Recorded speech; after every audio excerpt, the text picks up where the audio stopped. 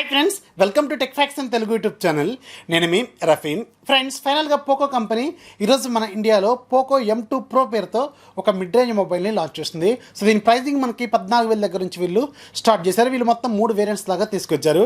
నేను ఫస్ట్ నుంచి చెప్తూనే ఉన్నాను కదా, పోకో M2 Pro అనేది 2 ఫోన్ల మిక్స్ అని, ఫ్రూట్ సలాడ్ లాగా తీసుకొస్తారని.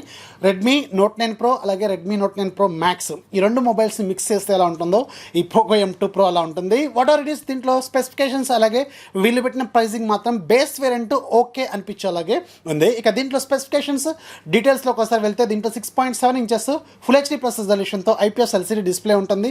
దీనికి సైడ్ మౌంటెడ్ ఫింగర్ ప్రింట్ సెన్సార్తో ఈ ఫోన్ వీళ్ళు తీసుకొచ్చారు. ఈ డిస్ప్లేని వీళ్ళు 3 వైపులా కూడా కార్నింగ్ గొరిల్లా గ్లాస్ వెర్షన్ 5తోనే ప్రొటెక్ట్ చేశారు.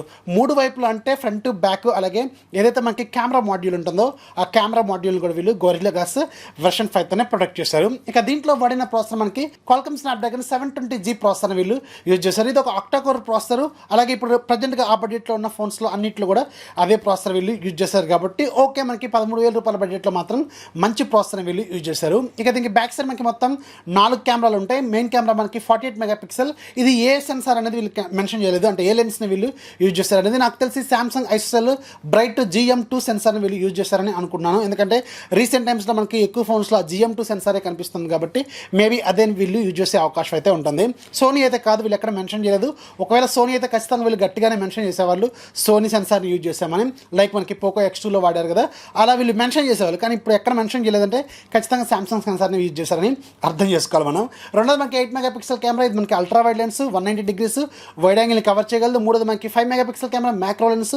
నాలుగోది మనకి 2 మెగాపిక్సెల్ కెమెరా డెప్త్ సెన్సార్ లాగా వీళ్ళు యూజ్ చేశారు. ఇక ఫ్రంట్ సైడ్ మనకి ఈ డిస్ప్లే మొత్తం కూడా ఫుల్ లెంత్గా బెజర్లెస్ డిస్ప్లేగా ఉంటుంది. మధ్యలో మాత్రం ఒక పంచ్ హోల్ కెమెరా ఉంటుంది, మిడిల్ పంచ్ హోల్. దీంట్లో మనకి 16 మెగాపిక్సెల్ సెల్ఫీ కెమెరాని యూజ్ చేశారు. 5000 mAh బ్యాటరీ ఉంటుంది. ఫాస్ట్ ఛార్జింగ్ సపోర్ట్ చేస్తుంది.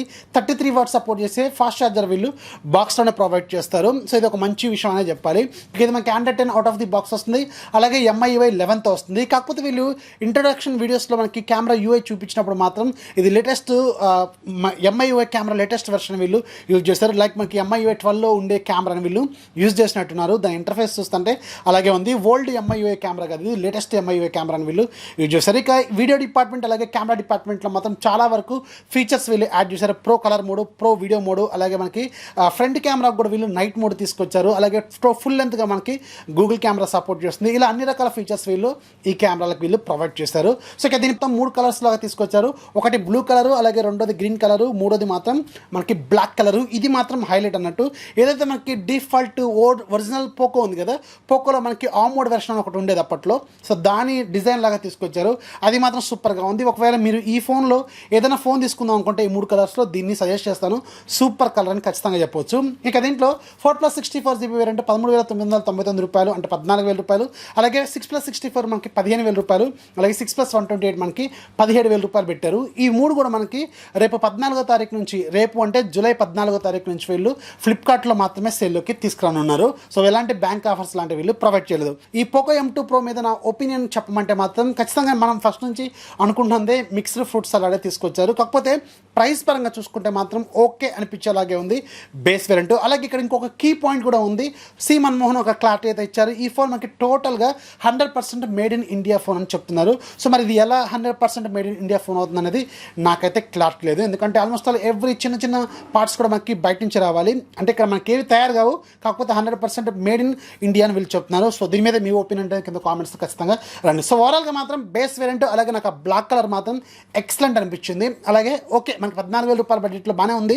కాకపోతే అట్లీస్ట్ ఏదైనా బ్యాంక్ ఆఫర్ లాంటిదైనా ప్రొవైడ్ చేస్తే బాగుండేదని నేనైతే అనుకుంటున్నాను. సో దీని మీద మీ ఒపీనియన్ కింద కామెంట్స్ ఖచ్చితంగా రండి. సో అది ఫ్రెండ్స్, పోకో M2 Proకి సంబంధించిన ఫుల్ డీటెయిల్స్ అలాగే ప్రైజింగ్ అలాగే ఎప్పటి నుంచి అవైలబుల్గా రానుందన్నది. వీడియో నచ్చితే ఖచ్చితంగా లైక్ చేయండి. అలాగే మీ ఫ్రెండ్స్కి షేర్ చేయండి. మన ఛానల్ ఇప్పుడు సపోర్ట్ చేస్తూ ఉండి.